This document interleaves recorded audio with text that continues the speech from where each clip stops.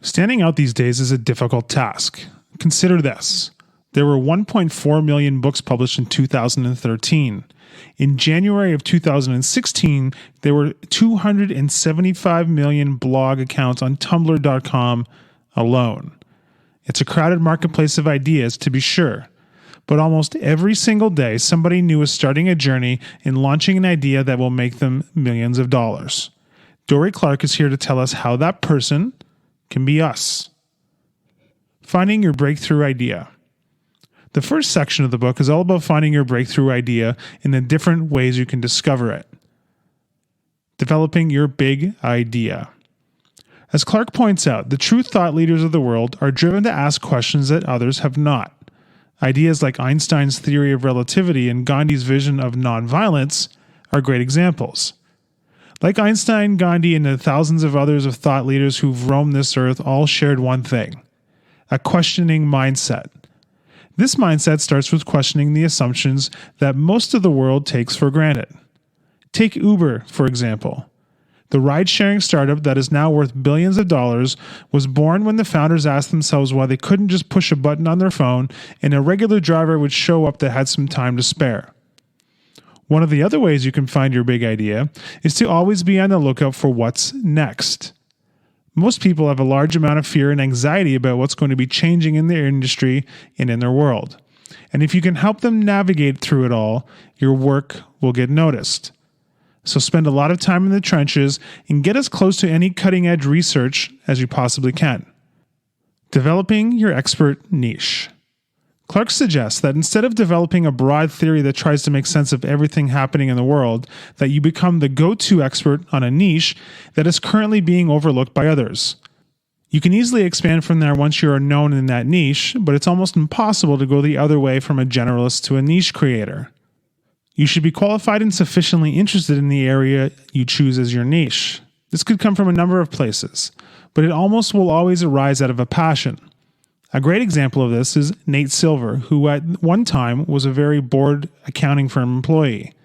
In his spare time, he created a website that rated Mexican restaurants in Chicago. But he also loved baseball, and utilizing statistics he learned in college, he created a tool for ranking players' performance. It turned out to be very accurate and very popular. But then he turned his attention to politics, where he tried to repeat his feat and predict the 2008 presidential election. Again, his model was surprisingly accurate and even more popular than his baseball model. In fact, the New York Times licensed his blog for 3 years, he wrote a best-selling book, and went on to perfectly predict the 2012 election as well. He literally followed his passions and transformed both baseball and politics with his creativity. Once you found a niche that you want to focus on, then it's time to distinguish yourself in the niche and expand on it. The best way to distinguish yourself in a niche is to differentiate yourself from everybody else who's doing something similar. Consider Rachel Ray, who rose to fame because she was the exact opposite of everything else the food world stood for. She cooked easy, accessible, and tasty meals in less than 30 minutes. It wasn't the type of thing you were expecting from a Food Network star, but there she was alongside some of the greatest chefs in the world. Standing out will almost always require you to do something radically different than what already exists today. Let's move on to creating new independent research. One of the best things you could do in order to develop your personal brand is to generate new independent research. It's probably the fastest and cheapest way to make a name for yourself. There are plenty of areas that are begging for new research.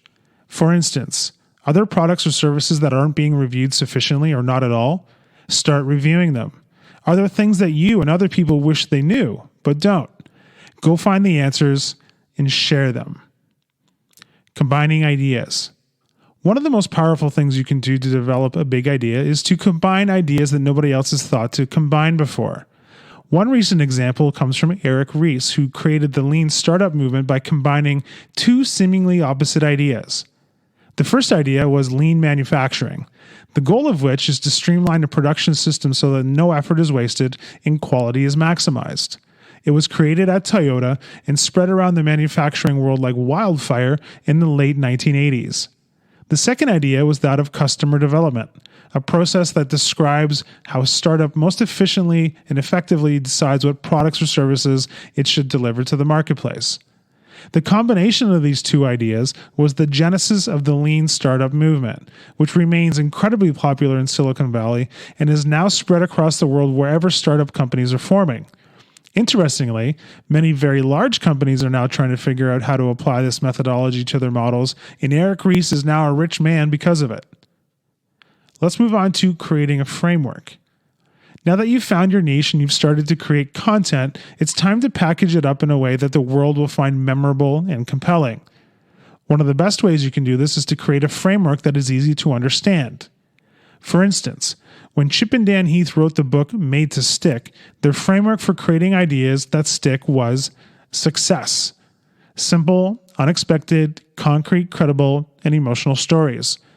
The fact that it's missing the S on the end of the word success only makes it more memorable. Now let's consider how Robert Cialdini rose to popularity in the psychology and business world by releasing his framework on how to influence people. It was based on observational research that he did when he realized that the fundamental principles behind how we persuade each other to do things hadn't been articulated. His research uncovered that reciprocation, commitment and consistency, social proof, liking, authority, and scarcity were the things that could motivate people to action. He turned that framework into a book called Influence, which has been the main thrust for the rest of his career since its launch in 1984. Now let's move on to talking about how to build a following around your ideas. There are 3 different ways to build a following around your idea: building one-to-one relationships, communicating one-to-many, and finally, building a community. Let's explore each of them in turn. Building one-to-one relationships. The first thing you can do to start to become a recognized expert in your field is to create a professional development group of peers who can help you get to where you want to go. Some people might call this a mastermind group, but the idea is simple, that many minds are better than one. And many people who can refer you on to people you want to meet is better than slugging it out on your own. The second thing you can do is to build relationships with influencers by interviewing them. You might consider starting a podcast like Bay Area attorney John Cochran did with the Smart Business Revolution, where he interviews thought leaders he admires. This is the proverbial win-win. John's audience gets useful advice from thought leaders, and John gets to build a relationship with that influencer.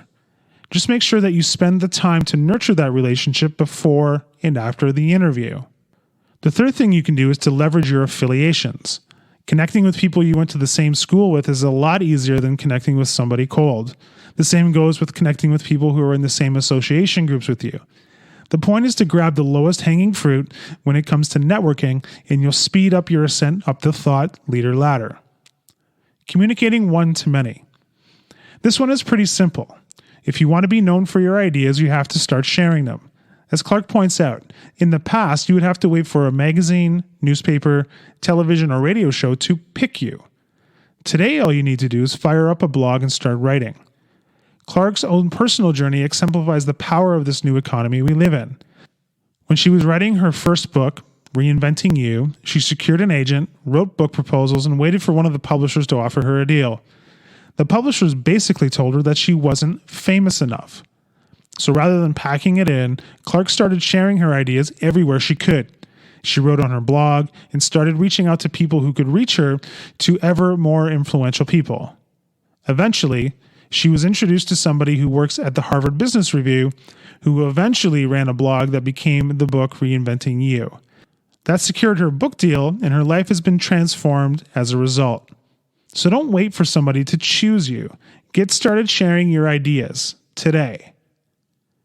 The other side of the one-to-many discussion is participating in social networks. You need to strategically think about where the people you're interested in connecting with are spending their time online, and then go there yourself. Ask yourself, what is my audience reading, watching, listening to today? What new platforms are emerging that you could be early on and build a large following? Once your ideas start to get some traction, you should be thinking about how to scale your impact so that you get the largest return for your time. For instance, ask yourself how you can turn one piece of content you write into multiple pieces of content. Here's an example. Take a podcast interview and then turn that into a blog post about the conversation, tweet out the best quotes, turn those quotes into a SlideShare presentation, and finally create a 1-minute online video explaining your biggest takeaway. It's more work, but the hard part, the actual content, is contained in the original podcast interview. Build a community. To finish off our standout journey, let's discuss how you can build a community around your ideas so that other people can help you create a movement that you could never accomplish on your own.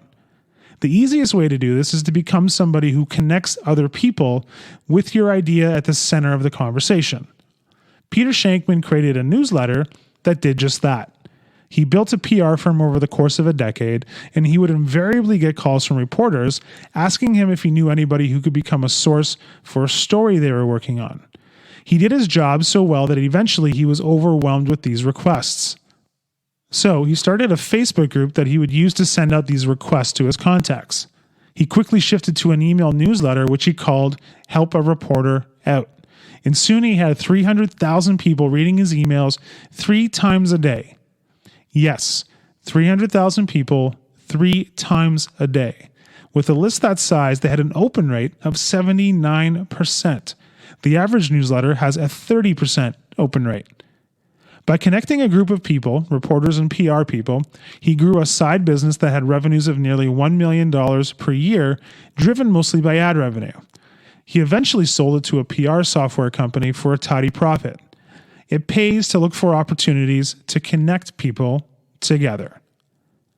So in conclusion, standing out in today's marketplace is getting both harder and easier at the same time. If your ideas are average, you'll find it harder than ever to gain the attention you need in order to succeed. If you find the right breakthrough idea, though, your rise from unknown to recognized thought leader will be quicker than you ever thought possible. So, what are you waiting for?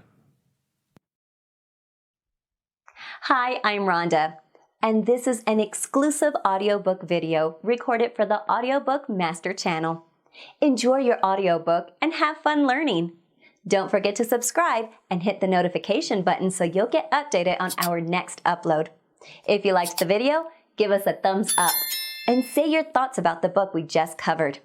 Do you want to listen to a summary or review of a book that we haven't covered in the past? Say it in the comments below or send us a message.